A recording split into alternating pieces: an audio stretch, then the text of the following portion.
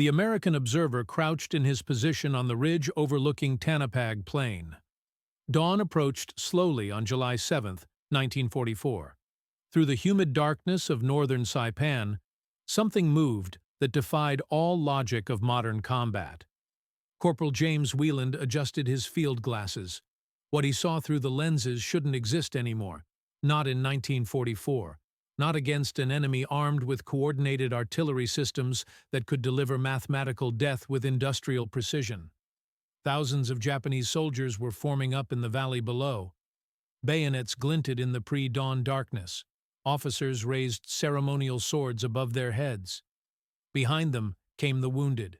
Men with bandages wrapped around their heads. Soldiers carried on stretchers who could barely hold rifles, all moving forward toward American lines in what military historians would later document as the largest banzai charge of the Pacific War.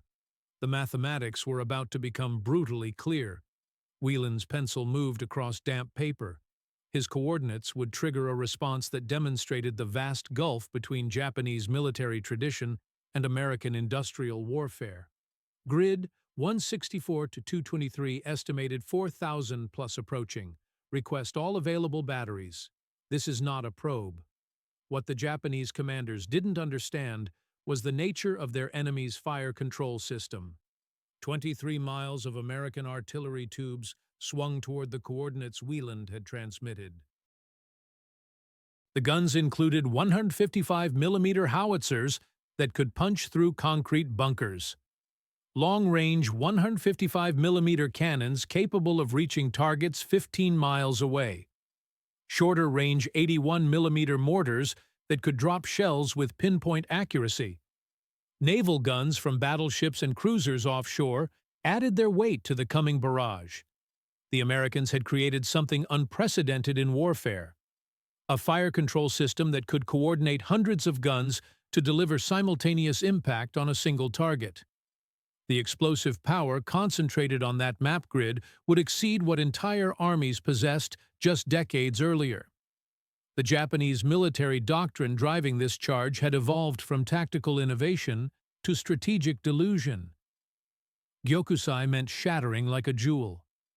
In earlier campaigns against poorly equipped Chinese forces, such charges had succeeded through psychological shock. By 1944, they had become religious doctrine applied against an enemy that had transformed warfare into applied science. Warning signs had appeared as early as 1942 at Guadalcanal. The Ichiki detachment had charged Marine positions along Alligator Creek with 917 men from the 28th Infantry Regiment. American Marines, supported by pre-registered artillery from the 11th Marines Regiment, had killed over 800 Japanese soldiers in a single night. The survivors reported something they had never encountered before. American shells arrived simultaneously from multiple directions. The barrage created a wall of steel fragments and explosive force that no amount of courage could penetrate. Individual bravery meant nothing against coordinated firepower that struck with mathematical precision. By Tarawa, in November 1943, the Americans had refined their killing system further. Fire direction centers now used improved radio communications and standardized procedures. Multiple artillery battalions could mass their fires on a single target in under 2 minutes. The psychological impact that Japanese charges relied upon was being systematically neutralized by technological superiority. The gap between American and Japanese artillery doctrine represented more than technological difference.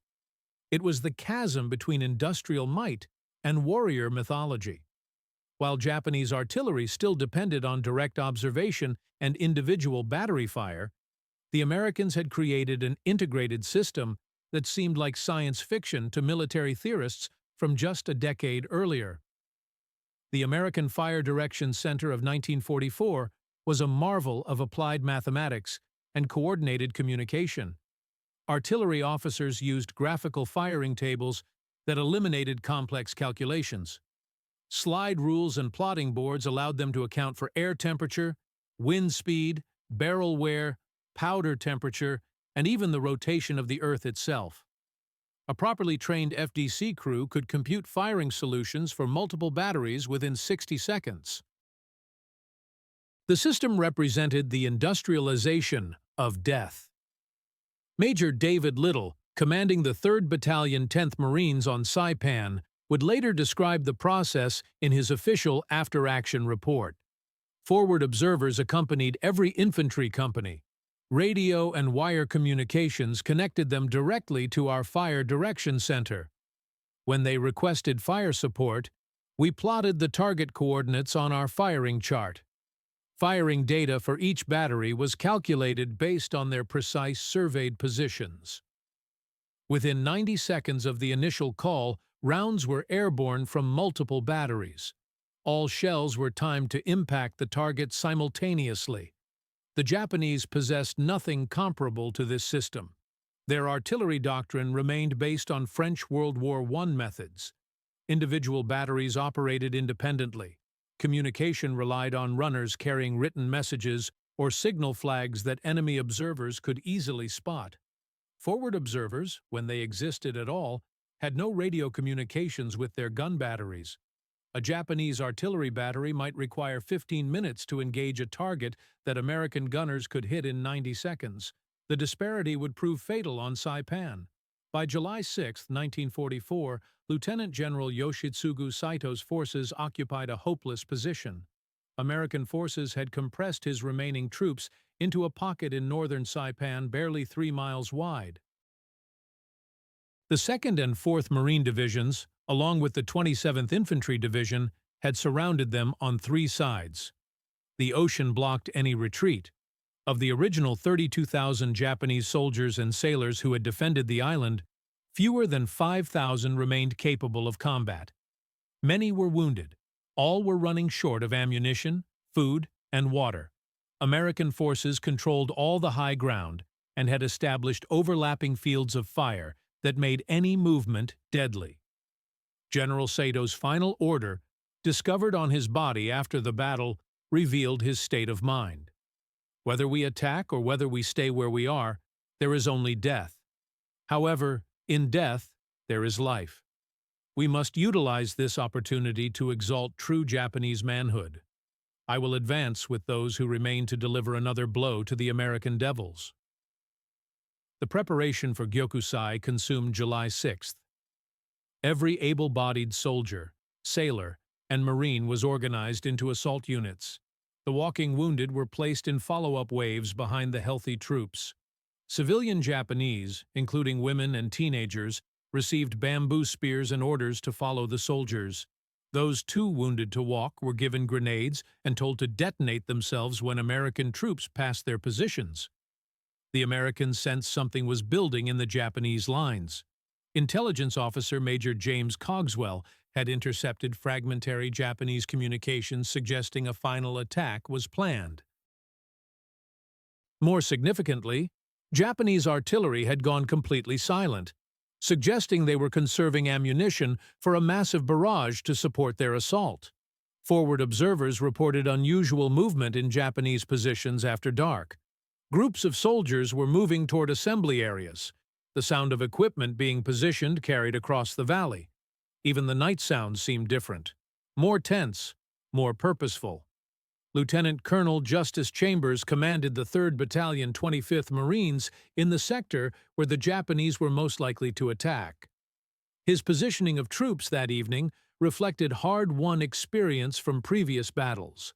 As he recorded in his after-action report, strong companies were placed on the most likely avenues of approach. Every forward observer had backup communications established.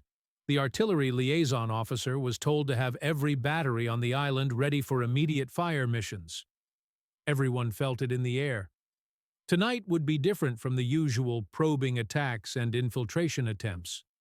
Tonight would bring something much larger and more desperate. What the Japanese didn't realize as they formed up in the pre-dawn darkness was that they were walking into the most sophisticated killing system ever devised by human beings. The American artillery available on Saipan represented overwhelming firepower, organized with scientific precision and coordinated through redundant communication systems. The firepower included 4 Marine artillery battalions equipped with 105 mm howitzers, totaling 48 guns capable of rapid fire and pinpoint accuracy. 2 Marine artillery battalions with 155 mm howitzers added 24 guns with longer range and heavier shells. 3 Army artillery battalions contributed another 36 guns of 105 mm howitzers. 1 Army artillery battalion with 155 mm guns provided 12 more tubes for long-range precision fires. Infantry battalions added dozens of 81 mm mortars organic to their weapons companies. These shorter-range weapons could engage targets too close for artillery safety. Naval gunfire support came from 6 battleships and 8 cruisers positioned offshore. The total exceeded 150 artillery tubes, not counting the mortars and naval guns. These batteries were connected by redundant communication systems that ensured no single point of failure could disrupt the fire support network. Primary radio nets provided instant communication. Backup wire lines ran to every major unit. Emergency runners stood ready if electronic communication failed. Every infantry battalion had trained forward observers equipped with the latest radio equipment.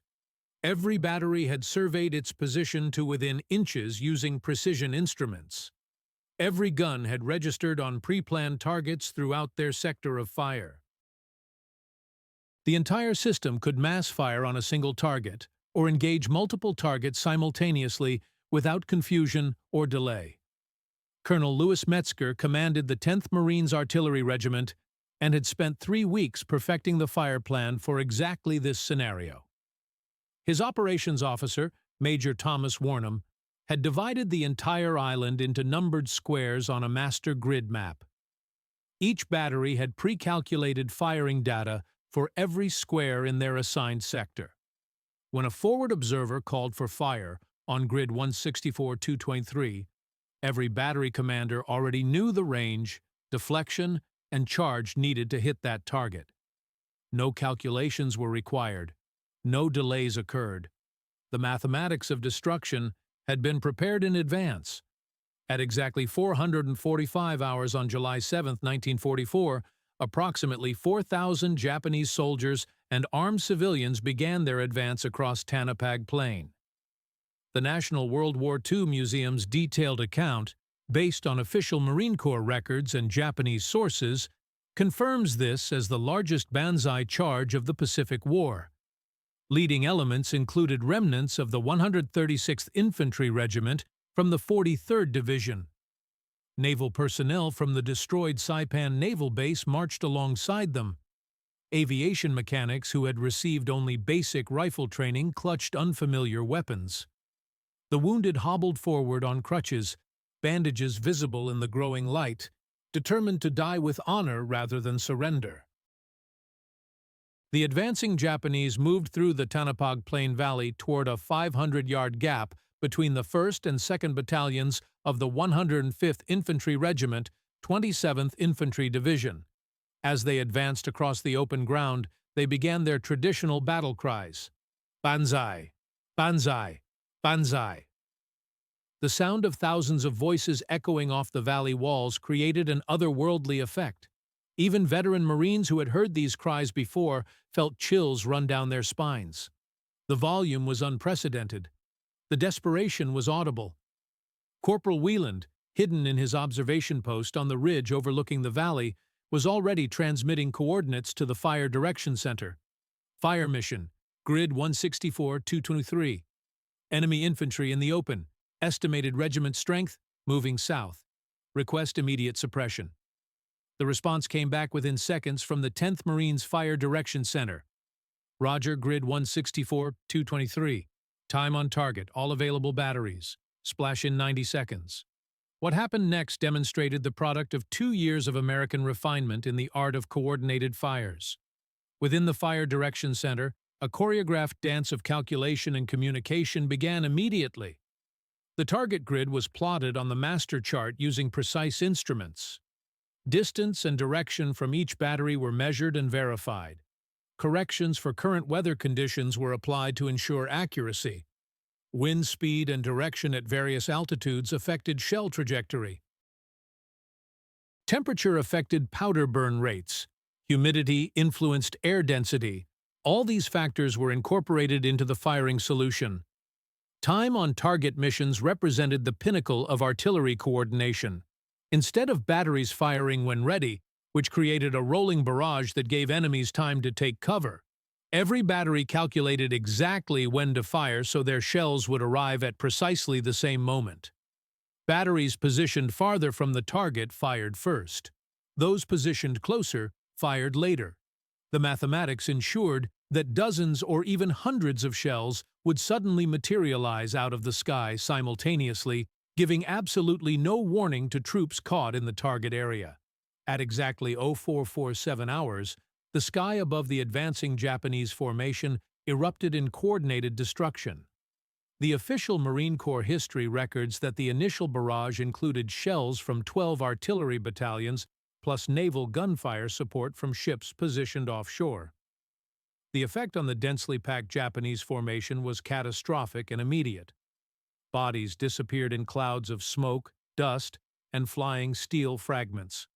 Entire ranks of soldiers vanished in seconds. The survivors picked themselves up from the ground, shook off the concussion, and continued advancing through the carnage. Official records indicate that the 105th Infantry's supporting artillery fired over 2,600 rounds during the first hour alone. The manually set time fuses, though requiring more skill than later proximity fuses, proved devastatingly effective when properly employed by trained crews.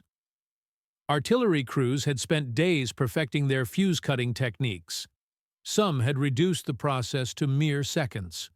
The shells burst at precisely calculated heights above the ground, showering the area below with steel fragments that shredded human tissue and equipment. The Japanese kept coming despite the overwhelming firepower directed against them. This was the essence of Gyokusai: to continue advancing despite impossible odds, to die gloriously rather than surrender ignobly. The survivors picked their way through the bodies of their comrades, still screaming their battle cries and continuing their advance toward the American lines. Corporal Whelan continued calling in adjustments to the artillery fire. Drop 200, left 100. Enemy infantry continuing advance. Request repeat. The forward observers didn't just call in a single barrage and wait to see what happened. They watched the fall of shot, called in corrections, and systematically walked the artillery fire through the enemy formations. The fire direction centers had developed a specific technique called ladder fire for exactly this type of target. As the Japanese advanced across the open ground, the artillery would fire a line of shells across their front, then systematically walk the barrage backward through their ranks, then forward again, then backward. The effect was like a giant scythe cutting through wheat. By 0530 hours, the main Japanese charge had advanced only 400 yards at devastating cost. Bodies carpeted the valley floor in rows where the artillery had caught them. The wounded crawled over the dead, still trying to advance toward their objective. Some groups took cover in ravines and small defiles, only to have forward observers call in airburst shells that turned these positions into death traps. As devastating as the coordinated artillery fire proved to be, the sheer numbers of attacking Japanese meant that some inevitably pushed through the killing zone. Small groups of soldiers reached the edges of the artillery impact area and continued their advance toward the main American defensive line. By 0600 hours, scattered groups of Japanese soldiers had reached the main defense line held by the 105th Infantry Regiment. The two forward battalions bore the brunt of the close combat that followed. They would suffer 406 killed and 512 wounded, representing nearly 80% casualties according to National World War II Museum records. This phase of the battle demonstrated the American integration of direct and indirect fire support at its most effective. Every Marine rifle company had 60mm mortars organic to its weapons platoon. Every battalion had 81 mm mortars positioned to support the rifle companies. These shorter-range weapons could engage targets too close for artillery safety. The danger close range where friendly fire became a significant risk. At 0615 hours, the largest remaining group of Japanese soldiers, approximately 600 men, penetrated the American defensive line and overran artillery positions belonging to the 3rd Battalion, 10th Marines. The artillery crews had trained for exactly this contingency. They removed firing locks from their howitzers to prevent their use by enemy forces, then fought as infantry with rifles and pistols. Some batteries depressed their gun barrels to minimum elevation and fired point-blank into the charging Japanese, using ricochet fire to bounce shells off the ground and into the advancing troops. The technique was dangerous to friendly forces, but devastatingly effective against attackers at close range. As the ground battle raged around the gun positions, the United States Navy added its considerable weight to the slaughter taking place on Saipan. The battleship USS Tennessee and the cruiser USS Louisville had been stationed offshore specifically to support the defense against nighttime attacks and major enemy offensives. Their 14-inch and 8-inch guns could fire star shells for battlefield illumination and high-explosive rounds for area destruction. Fire control parties positioned ashore could communicate directly with naval gunfire liaison officers aboard the ships, calling in strikes on targets beyond the range of land-based artillery. When Japanese reserves were spotted forming up for a second wave attack, the call went out immediately. Naval gunfire requested, grid 159-215, troops in open, urgent. The response was swift and devastating. Official naval records show that USS Tennessee alone fired 293 rounds of 14-inch ammunition during the engagement. USS Louisville contributed 322 rounds of 8-inch shells. Each 14-inch shell weighed over 1,400 pounds and could create a crater 30 feet across. The psychological effect on troops caught in the impact area was as devastating as the physical destruction. By 0730 hours, the organized banzai charge had degenerated into isolated groups of Japanese soldiers trying desperately to find any way through the American defensive lines. The carefully planned human wave attack had been systematically shattered by the coordinated application of overwhelming firepower. Small groups of 5 to 20 soldiers would periodically emerge from whatever cover they could find, scream their traditional battle cry, and charge toward the nearest American position. Most never made it more than a few yards before being cut down by rifle fire, machine guns, or mortar rounds. The American artillery had shifted to harassing and interdiction fire missions. Random barrages fell on likely assembly areas and routes of movement to prevent the Japanese from reorganizing their scattered forces. Every few minutes, a valley or ravine would erupt in explosions as artillery systematically denied the enemy any safe ground from which to regroup. The most tragic phase of the battle began around 0900 hours, when Japanese wounded who couldn't walk began their own desperate final actions. Multiple eyewitness accounts documented in official histories describe scenes that haunted American veterans for decades afterward. Men with one leg hopped forward on improvised crutches, holding grenades in their free hands. Soldiers with severe abdominal wounds crawled toward American lines, pushing rifles ahead of them and leaving trails of blood in the dirt. Officers with shattered arms still tried to lead their men forward, shouting orders that fewer and fewer soldiers were left alive to obey. The chaos and desperation of the failed banzai charge produced 3 Medal of Honor recipients whose actions are thoroughly documented in official citations and eyewitness testimony. Their stories illustrate both the futility of the Japanese attack and the extraordinary courage displayed by American defenders. Lieutenant Colonel William J. O'Brien commanded the 1st Battalion 105th Infantry Regiment when Japanese forces overran his forward positions. Despite being wounded multiple times, he refused evacuation and continued directing the defense of his sector. When Japanese soldiers overran his command post, he mounted a jeep-mounted .50 caliber machine gun and operated it under direct enemy fire.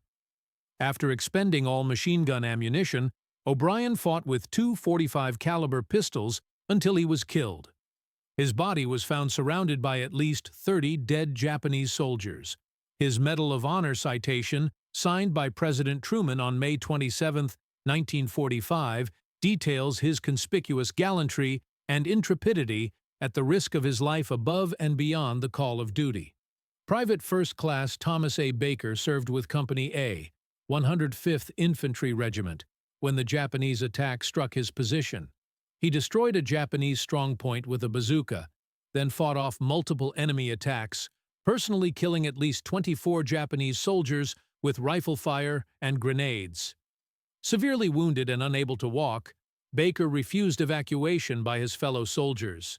His famous last words to his comrades were documented by multiple witnesses. "Get the hell away from me."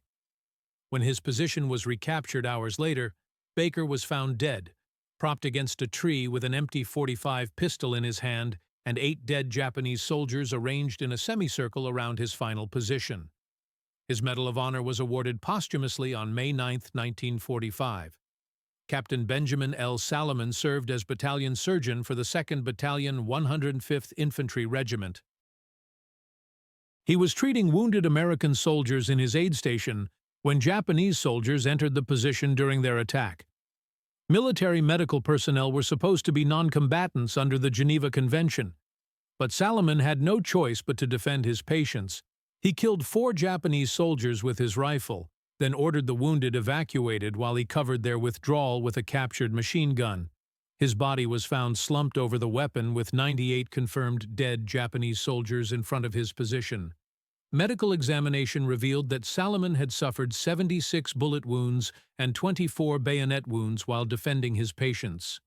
Due to Geneva Convention questions about medical personnel bearing arms in combat, his Medal of Honor wasn't approved until May 1, 2002, nearly 60 years after his sacrifice. As full daylight illuminated Saipan at 1,000 hours, the complete extent of the slaughter became visible to American forces advancing across the battlefield. Official body count teams would eventually document 4,311 confirmed Japanese dead from the Banzai charge, though the actual number was probably higher since some bodies were buried by shell explosions or scattered by direct hits. American casualties totaled approximately 1,000 killed and wounded, with the 105th Infantry Regiment essentially destroyed as an effective fighting unit. The mathematics of the engagement were stark and revealed the brutal efficiency of modern coordinated firepower against human wave attacks. The American artillery system had fired approximately 12,000 rounds during the 15-hour battle. The fire direction centers had successfully coordinated fires from 18 separate artillery battalions plus naval gunfire support from multiple ships. The system had functioned exactly as designed by its creators at Fort Sill and other artillery schools. Lieutenant Colonel Louis Walt, observing the aftermath of the battle, wrote in his official report an assessment that would influence American military doctrine for decades. The enemy attacked with great courage, but without any semblance of modern tactical sense. Our fire support system functioned exactly as designed under combat conditions. The forward observers performed magnificently under extreme pressure. The fire direction centers never missed a beat despite the intensity and duration of the engagement. As the morning sun climbed higher over Saipan, American graves registration teams began the grim work of collecting and identifying bodies scattered across the battlefield. The scale of death was unprecedented in the Pacific War and would not be matched until the final battles on Okinawa nearly a year later. Major Edward McCarthy commanded the 2nd Battalion 105th Infantry, one of the units that bore the brunt of the Japanese ground assault. His after-action report described the scene in terms that would resonate with American military historians. It looked like a cattle stampede from a Western movie, except these were human beings who just kept coming no matter how many we killed. The bravery was incredible, but the tactics were suicidal. Among the American survivors, the psychological impact of witnessing such systematic destruction of human life was profound and lasting. Many Marines and soldiers had witnessed death in previous battles, but nothing on this scale or with this level of organized efficiency. The transformation of warfare into an industrial process troubled even hardened combat veterans. Captain Edmund G. Love served as the 27th Infantry Division historian and interviewed survivors immediately after the battle. His notes, preserved in the National Archives, capture the raw emotions of men who had just participated in mechanized slaughter. Men who had been through everything in the Pacific were visibly shaken. Not by fear, because the Japanese never really had a chance once our artillery got them ranged, but by the sheer scale of the killing and how efficiently we had turned human beings into statistics. The Japanese survivors of the failed charge melted back into caves and defensive positions in northern Saipan. Among them was Captain Sakai Oba, who would lead guerrilla resistance operations for another 16 months before finally surrendering in December 1945, 3 months after Japan's official capitulation. His survival and continued resistance are thoroughly documented in military records and detailed in the book Oba, The Last Samurai, Saipan, 1944-45. General Saito, who had ordered the suicidal charge, committed seppuku ritual suicide on July 10, 1944, 3 days after the failed assault. Admiral Chuichi Nagumo, former commander of the Pearl Harbor Attack Force and now trapped on Saipan, had already taken his own life on July 6, the day before the charge began. Their deaths marked the effective end of organized Japanese resistance on Saipan, though individual soldiers and small groups would continue fighting from caves for several more weeks. The Battle of Saipan's Banzai Charge showcased revolutionary developments in military technology and tactical doctrine that would influence warfare for decades. The Fire Direction Center system, originally developed at Fort Sill in the 1930s, had successfully transformed artillery from an art requiring individual skill to a science based on mathematical procedures and coordinated teamwork. Instead of individual battery commanders making intuitive decisions based on limited information, trained specialists now used standardized mathematical procedures to optimize every aspect of fire support operations. The system included graphical firing tables that eliminated complex trigonometric calculations, standard radio procedures that minimized communication time and reduced errors, and precisely surveyed battery positions accurate to within 1 meter. Meteorological sections provided hourly weather updates that were incorporated into firing solutions. Registration procedures accounted for barrel wear and ammunition variations that affected accuracy. The entire system represented the application of industrial engineering principles to the ancient art of artillery warfare. Time-on-target missions represented a uniquely American capability that demonstrated the pinnacle of this coordination. Multiple batteries would calculate backward from a desired impact time, with individual guns firing in carefully timed sequence so all shells arrived simultaneously at the target. This technique, impossible without precise communication and mathematical calculation, multiplied both the psychological and physical impact of artillery fire. Enemy troops had no warning before dozens of shells exploded simultaneously across their positions. Japanese military leadership had received clear warnings about American artillery capabilities through various intelligence sources, but institutional resistance and racial prejudice led them to ignore or dismiss these reports. Japanese officers who had observed German Wehrmacht operations in Europe had filed detailed reports about American fire support doctrine and its devastating effectiveness against massed infantry attacks. Military attachés in neutral countries had forwarded intelligence reports about American industrial production of artillery ammunition, documenting output in the millions of rounds per month. The scale of American production capacity was almost impossible for Japanese leadership to comprehend or accept. Colonel Hiromichi Yahara, operations officer for the Japanese 32nd Army on Okinawa, had studied American tactical methods extensively and consistently warned against banzai charges. In pre-battle planning sessions, he had argued that massed infantry attacks against modern firepower were tactically suicidal and strategically counterproductive. He was repeatedly overruled by senior generals who believed that Japanese spiritual power could overcome American material advantages. The institutional Japanese military had become trapped by its own propaganda about American weakness and Japanese spiritual superiority. The banzai charges revealed fatal flaws in Japanese racial ideology and strategic thinking. The persistent belief that Americans were soft, materialistic, and incapable of sustained combat had been systematically drummed into every Japanese soldier through training and indoctrination programs. Japanese troops were consistently told that Americans would break and run when faced with determined Japanese warriors exhibiting Yamato Damashi, the traditional Japanese fighting spirit.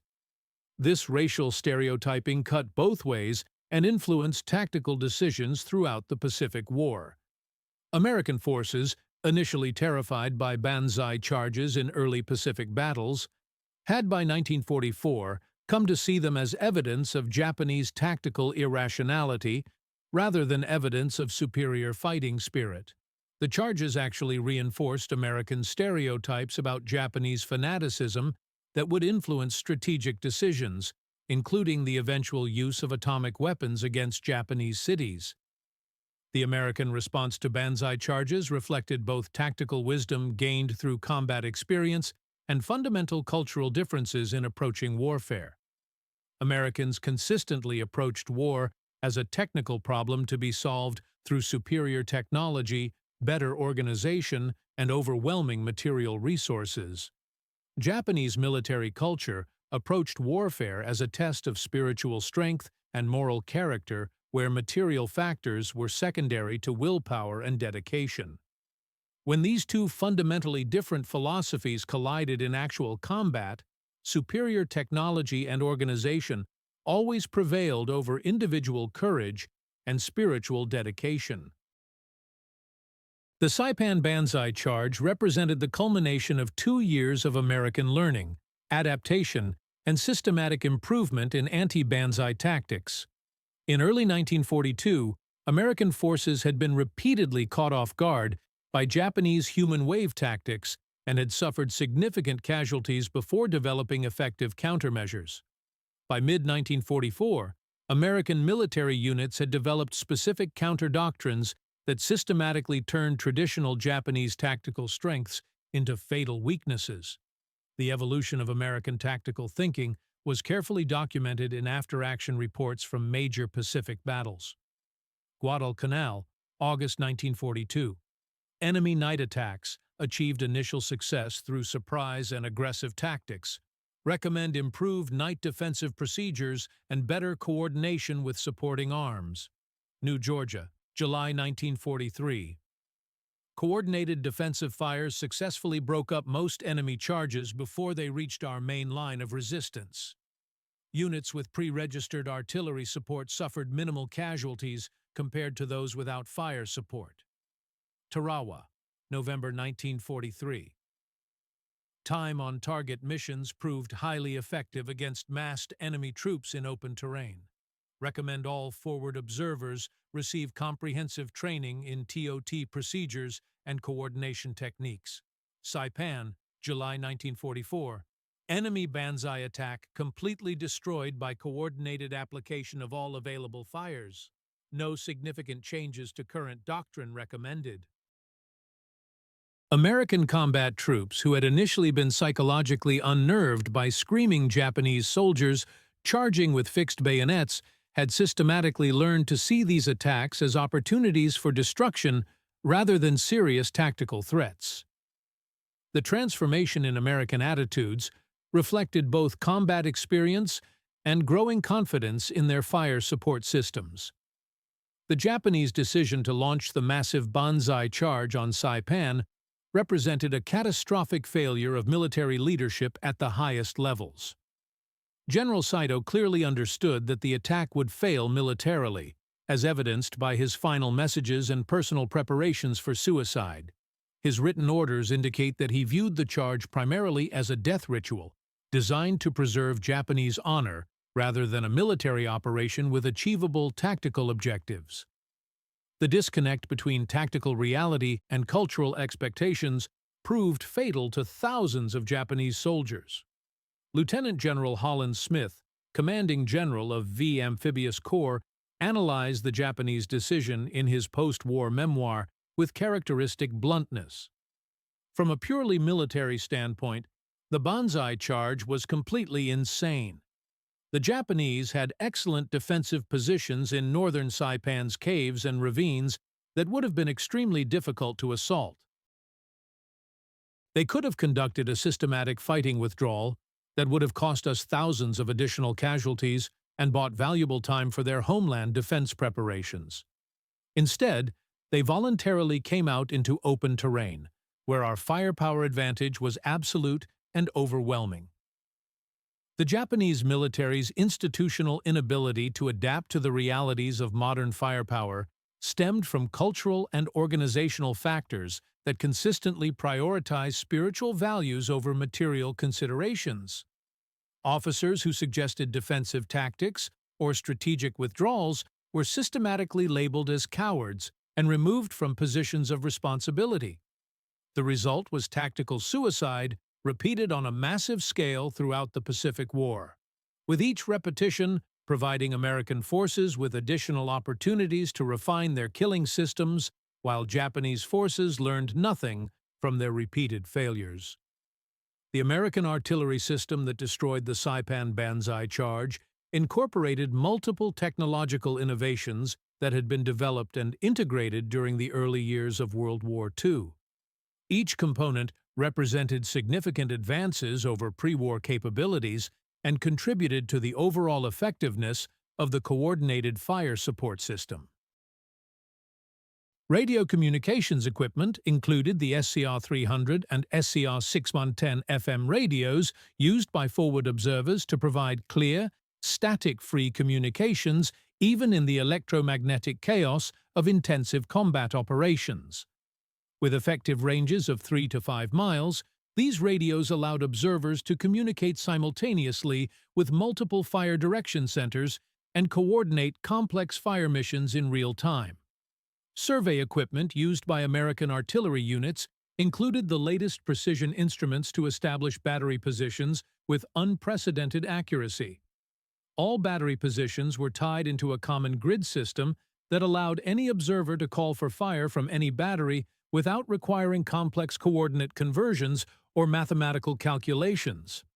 Meteorological support was provided by specialized sections within each artillery regiment that released weather balloons every 6 hours to measure wind speed and direction at various altitudes. This data was crucial for accurate long-range fire, since atmospheric conditions significantly affected shell trajectory over distances of several miles.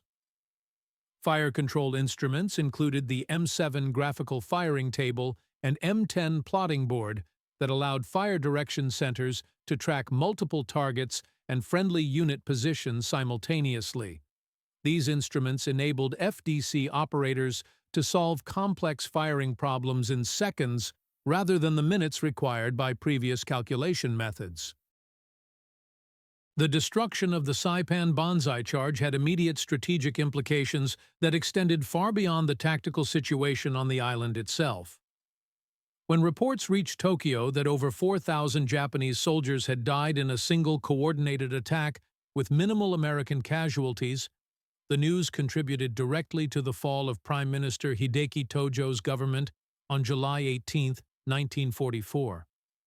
The fall of Saipan brought American B-29 Superfortress bombers within 250 miles of Tokyo and other major Japanese industrial centers. By November 1944, long-range bombers were launching regularly from Saipan's rebuilt and expanded airfields to conduct strategic bombing campaigns against the Japanese homeland.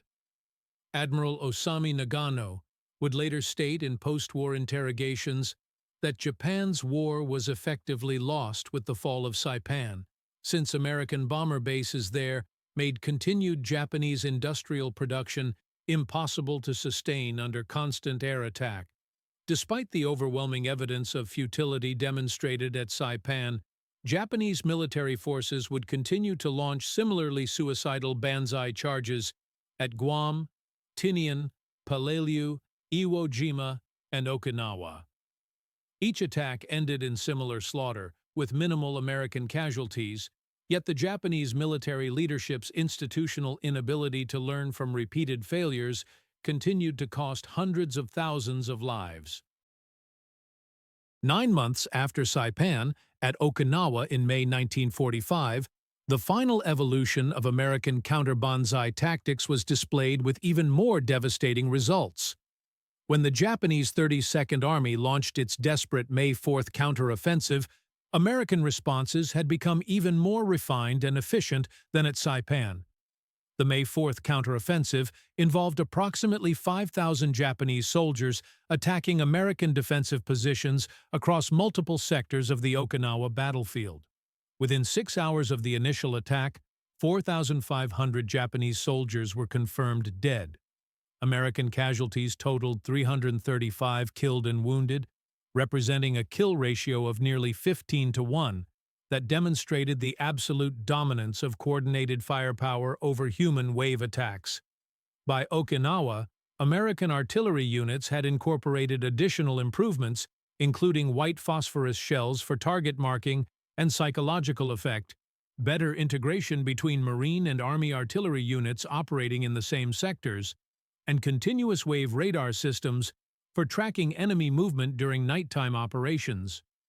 The industrial efficiency of American artillery in systematically destroying banzai charges raised profound moral and philosophical questions about the nature of modern warfare that troubled many American participants despite the military necessity of their actions. The systematic slaughter of brave but tactically misguided enemy soldiers, while absolutely necessary for American victory, represented a transformation of combat into something resembling an industrial assembly line of death rather than the traditional concept of warfare between opposing warriors. Lieutenant Colonel Justice Chambers, whose battalion helped repel the Saipan charge, wrote extensively in his personal papers about the psychological impact of mechanized killing on American participants. There is absolutely no glory in what we accomplished that morning. We systematically killed thousands of brave men who never had any realistic chance of success. Yes, they were trying to kill us, and our mission was to stop them by any means necessary. But the transformation of artillery fire into an efficient assembly line of human destruction represents something fundamentally different from warfare as our fathers understood it in previous conflicts. The one-sided nature of the killing, made possible by American technological and organizational superiority, represented a qualitatively new form of warfare where individual courage and fighting spirit meant absolutely nothing when confronted with systematically coordinated firepower delivered with mathematical precision. The artillery techniques perfected through combat against Japanese banzai charges would directly influence American military doctrine for decades and would be applied in subsequent conflicts with similar devastating effectiveness against human wave attacks by other enemies. The fire direction center concept became standard operating procedure in all modern military forces. Time-on-target missions became routine training requirements for artillery units worldwide. The integration of forward observers with infantry units became established doctrine that continues to influence military organization today.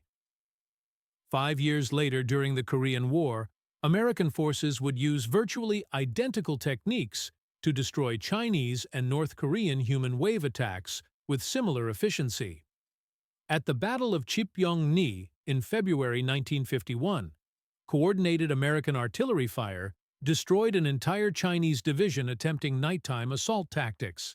The Chinese forces, like the Japanese before them, discovered that individual courage and numerical superiority could not overcome the systematic application of coordinated firepower directed by trained observers and calculated by fire direction centers using proven mathematical procedures.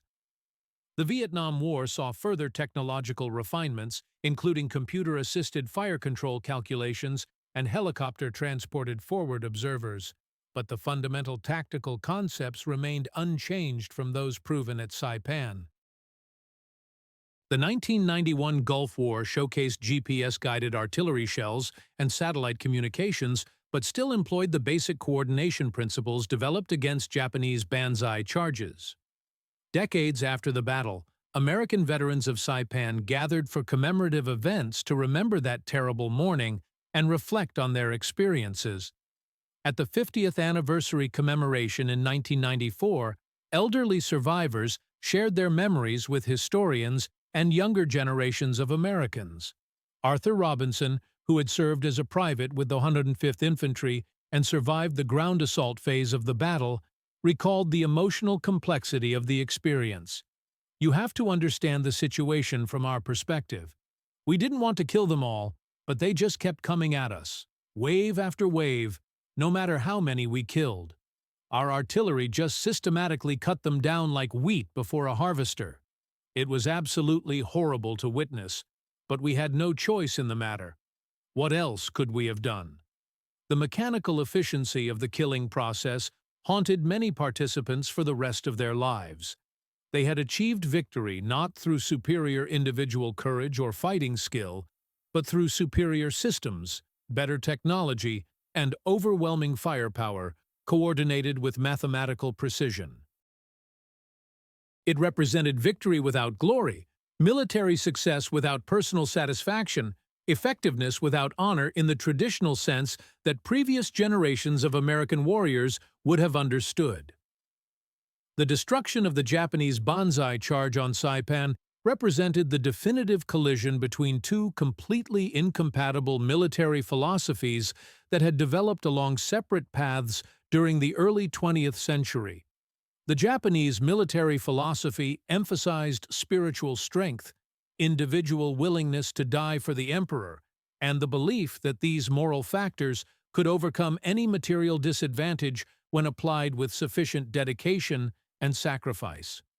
The American military philosophy emphasized firepower, advanced technology, systematic organization, and the conviction that superior systems would always defeat individual heroics when properly applied through coordinated teamwork and mathematical precision. The outcome of this collision was never seriously in doubt once these two philosophies met under actual combat conditions. The American artillery system, with its forward observers, fire direction centers, time-on-target missions, and integrated communications networks, represented the systematic application of industrial management techniques to the ancient problem of warfare. The Japanese banzai charge, rooted in samurai traditions and Shinto religious beliefs about honorable death, belonged to an earlier historical era when individual weapons and personal courage were decisive factors in combat outcomes. Against American artillery coordination in 1944, the banzai charge had become mass suicide disguised as military tactics, achieving nothing except to demonstrate the complete obsolescence of pre-industrial approaches to modern warfare. The Saipan banzai charge taught crucial strategic lessons, but only one side survived to study and apply those lessons in subsequent conflicts. For American military leadership, the battle validated their massive investments in artillery systems and fire control technology developed during the late 1930s and early 1940s. The demonstrated ability to mass-coordinated fires from multiple batteries on single targets within seconds had proven absolutely decisive against the largest human wave attack in Pacific War history. The system worked exactly as its designers had intended under the most challenging possible combat conditions. For Japanese military leadership, the lessons came too late to influence the outcome of World War II, though some individual Japanese commanders did eventually learn and adapt their tactics accordingly. On Iwo Jima and later at Okinawa, generals like Tadamichi Kuribayashi and Mitsuru Ushijima deliberately avoided large-scale banzai charges, instead conducting systematic defensive battles designed to maximize American casualties while conserving Japanese strength for prolonged resistance. These were exceptional cases, however, as the institutional Japanese military never formally abandoned the banzai charge concept or developed alternative tactical doctrines that acknowledge the realities of modern firepower and American technological superiority. Captain Sakai Oba, who survived the Saipan Banzai charge by avoiding participation in the main attack and subsequently conducted 16 months of guerrilla operations, would later reflect on the fundamental lesson of that terrible morning. We learned that night that individual courage without supporting technology is completely meaningless in modern warfare. The Americans didn't defeat our fighting spirit or our willingness to die for the Emperor. They simply made our traditional virtues completely irrelevant to the outcome of battle. The final statistical accounting of the Saipan Banzai charge reveals the stark mathematical reality of industrialized warfare applied against pre-industrial military concepts. Japanese casualties included 4,111 confirmed killed in action, though the actual number was probably higher, since some bodies were completely destroyed by direct artillery hits. Wounded Japanese casualties remain unknown, since most subsequently died from their injuries or were killed in follow-up operations. Total Japanese participants numbered approximately 4,000 to 4,300 soldiers and armed civilians. The casualty rate approached 100%, with virtually no survivors from the main attack.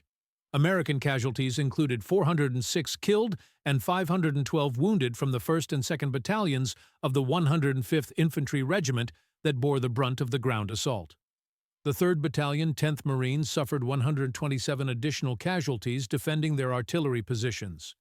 Total American casualties approximated 1,000 killed and wounded, representing a 40% casualty rate for the specific units directly engaged in ground combat. Overall ammunition expenditure included an estimated 12,000-plus artillery rounds of various calibers, thousands of mortar rounds from organic infantry weapons, and 615 documented major-caliber naval gunfire shells. Cost-effectiveness calculations indicate approximately 3 artillery shells expended per confirmed Japanese casualty, demonstrating remarkable efficiency for indirect fire weapons operating under combat conditions. These numerical calculations tell the story of industrial efficiency systematically applied to human destruction on a massive scale. The Americans had successfully transformed warfare into a mathematical equation where firepower multiplied by coordination equaled victory with predictable reliability. The Saipan Banzai charge raises fundamental questions about the nature of warfare that remain relevant to contemporary military operations and strategic thinking. Is there any meaningful place for traditional human courage in completely industrialized combat environments?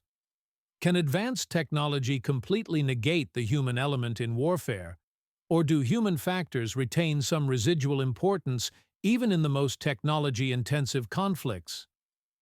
Does the mechanical efficiency of modern killing systems fundamentally diminish the humanity of those who operate them, regardless of the necessity of their actions? Modern American military doctrine, directly shaped by experiences like the Saipan Banzai charge, consistently emphasizes overwhelming firepower and technological superiority as the preferred methods for achieving victory with minimal friendly casualties, even when this approach results in massive enemy casualties. This philosophical approach has proven tactically effective in numerous subsequent conflicts, but continues to raise moral and ethical questions about the nature of warfare in the modern era and the responsibilities of technologically superior military forces. The systematic destruction of the Japanese Banzai charge on Saipan marked the definitive end of a historical era in military affairs. Never again would any military force launch massed infantry charges against modern coordinated firepower with any realistic expectation of success rather than annihilation. The romantic conception of warfare featuring cavalry charges with sabers drawn or infantry assaults with fixed bayonets died permanently on Tanapag Plain under the systematic application of American artillery fire directed by forward observers and coordinated through fire direction centers. What emerged from the smoke and carnage of that terrible morning was a fundamentally new understanding of warfare as an industrial process rather than a test of individual or collective courage.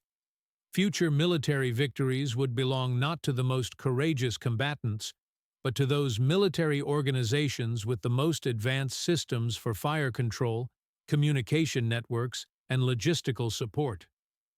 The human element would remain important in warfare, but subordinate to technological and organizational superiority in determining combat outcomes. Personal bravery would still be required and honored, but it would no longer be sufficient to overcome material disadvantages in weapons, communications, and coordination capabilities. The Japanese soldiers who charged into American artillery fire on July 7, 1944, were among the last military personnel in modern history to believe that spiritual strength and willingness to die could overcome systematic material disadvantage in combat. Their deaths proved conclusively and permanently that in industrialized warfare, individual courage without supporting technology is insufficient to achieve tactical success against properly coordinated modern weapon systems.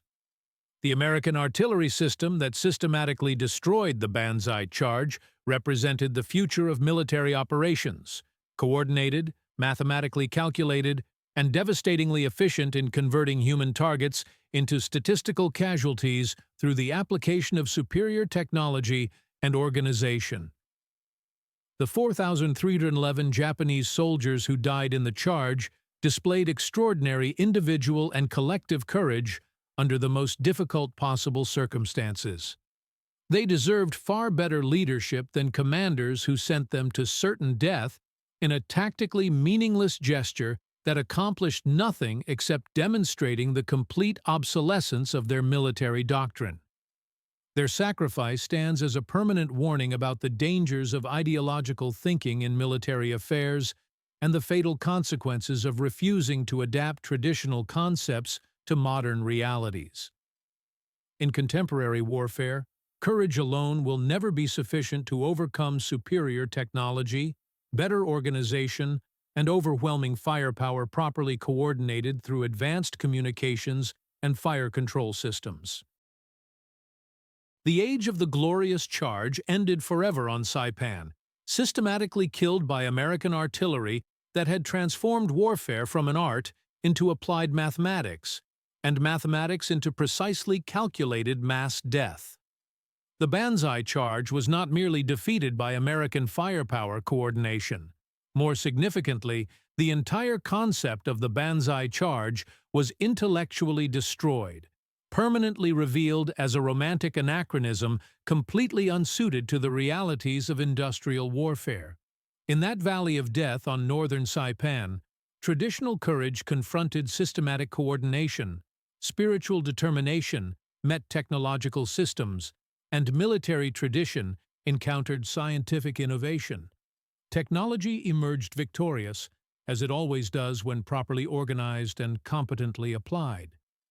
The lesson remains valid today and will remain valid for future generations of military leaders and strategic planners.